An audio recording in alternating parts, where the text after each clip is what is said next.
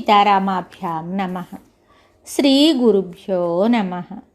శ్రీమద్ వాల్మీకి రామాయణము బాలకాండము 41వ సర్గము. అంశుమంతుడు యజ్ఞాశ్వమును తీసుకొని వచ్చుట. ఓ రఘురామ, సగర మహారాజు తన పుత్రులు ఎంతకాలానికి కూడా తిరిగి రాకుండాటుచే దిగులు పడి తేజస్వి అయి వెలుగొందుచున్న పౌత్రుడగు అంశుమంతునితోటి ఇలా చెప్తున్నాడు. నాయనా, నీవు శూరుడవు, సమస్త విద్యలను నేర్చినవాడవు, బలపరాక్రములలో నీ పినతండ్రులతో సమానుడవు. యజ్ఞాశ్వమునకై వెళ్ళిన నీ పినతండ్రులు ఏమైపోయారో తెలియదు. వారిని, అశ్వమును, దానిని అపహరించిన వానిని వెదుకుము. భూమి లోపల నుండి ప్రాణులు మిక్కిలి శక్తి సామర్థ్యములు గలవి, ఆకారములలో పెద్దవి. వాటిని హతమార్చుటకు ఖడ్గమును ధనుస్సును తీసుకుని వెళ్ళుము. నాయనా, పూజ్యులకు నమస్కరింపుము. నీ ప్రయత్నమునకు అడ్డు వచ్చు వారిని చంపివేయుము. కృతార్థుడవై మరలి వచ్చి నా యజ్ఞమును పూర్తి చేయుము. మహాత్ముడైన సగరుని యొక్క చక్కని ఆదేశాన్ని అనుసరించి అంశుమంతుడు ధనుస్సు ఖడ్గాన్ని గ్రహించి వేగంగా వెళ్ళాడు. ఓ నరోత్తమ, శ్రీరామ, సగరునిచే ఆదేశింపబడిన ఆ అంశుమంతుడు మహాత్ములైన పినతండ్రులు త్రవ్విన భూగర్భ మార్గాన్ని అనుసరించాడు. దైత్యులు, దానవులు, రాక్షసులు, పిశాచములు, పక్షులు, నాగులు మొదలగు వారిచే పూజింపబడుచున్న దిగ్గజమును మహా తేజస్వి అయిన అంశుమంతుడు చూశాడు. అతడు దానికి ప్రదక్షిణం చేసి కుశలమడిగి తన పినతండ్రుల జాడను గురించియో అశ్వమును అపహరించిన వాని ఆచూకీని గురించియో వినయంతో ప్రశ్నించాడు. అంతట దిగ్గజము అంశుమంతుడు పలికిన ఆ మాటలను విని, ఓ అంశుమంత, నీవు కృతార్థుడవై త్వరలోనే యజ్ఞాశ్వముతో వెళ్ళగలవు అని చెప్పింది. ఆ దిగ్గజము పలికిన మాటలను విని అతడు క్రమంగా దిగ్గజములను అన్నింటినీ వినయపూర్వకంగా ప్రశ్నించాడు. దేశకాలములకు అనుగుణంగా భాషించు తీరును, ఎదుటివారి అభిప్రాయమును గుర్తించు ప్రతిభగల ఆ దిగ్గజములు అన్నియును అతనిని గౌరవించి, నీవు యజ్ఞాశ్వముతో త్వరలోనే మీ తాతగారి కడకు చేరగలవు అని చెప్పాయి.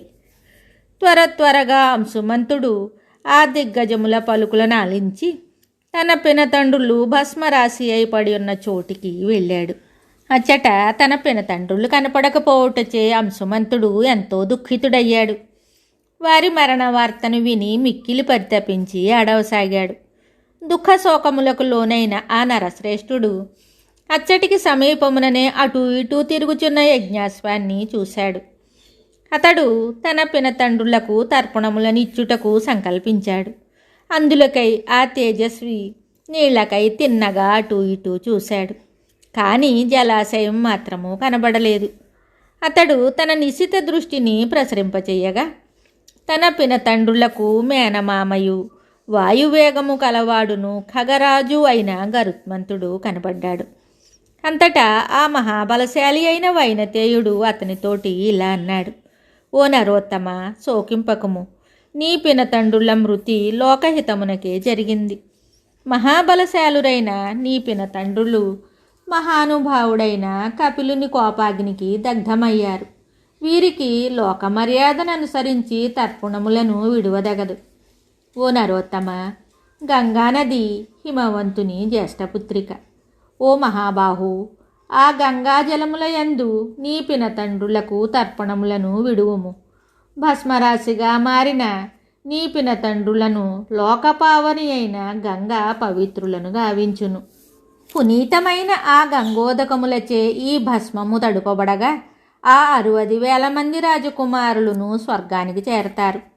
వీరుడవైన ఓ మహానుభావ నరోత్తమ, ఆ అశ్వమును తీసుకొని పొమ్ము. మీ తాతగారి యజ్ఞమును పూర్తి చేయుము. మహాయశస్వి మిక్కిలి పరాక్రమవంతుడైన ఆ అంశుమంతుడు గరుత్మంతుని మాటలను పాటించి వెంటనే యజ్ఞాశ్వమును తీసుకొని యజ్ఞభూమికి వెళ్ళిపోయాడు. ఓ రఘునందన, అతడు యజ్ఞదీక్షలోనున్న సగర మహారాజు దగ్గరికి వెళ్ళి వైనతేయుని మాటలను యథాతథంగా తెలిపాడు. సగర మహారాజు అంశుమంతుడు తెలిపిన భయంకరమైన పుత్రమరణ వార్తను విని దుఃఖించాడు. తరువాత అతడు యథావిధిగా కల్పోక్త ప్రకారము యజ్ఞాన్ని నిర్వర్తించాడు. ఉత్తమ గుణములు కల ఆ మహారాజు యజ్ఞమును ముగించుకొని తన నగరమునకు చేరాడు. గంగను తీసుకొని వచ్చు విషయమున అతడు ఒక నిర్ణయానికి రాలేకపోయాడు. ఇట్లు చాలా కాలం గడిచిపోయింది. ఎట్టి నిర్ణయమును చేయకుండగానే సగర మహారాజు 30,000 సంవత్సరములు రాజ్యాన్ని పాలించి దివంగతుడయ్యాడు. వాల్మీకి మహర్షి విరచితమయ్యే ఆదికావ్యమైన శ్రీమద్ రామాయణమునందలి బాలకాండమునందు 41వ సర్గము సంపూర్ణం. శుభం.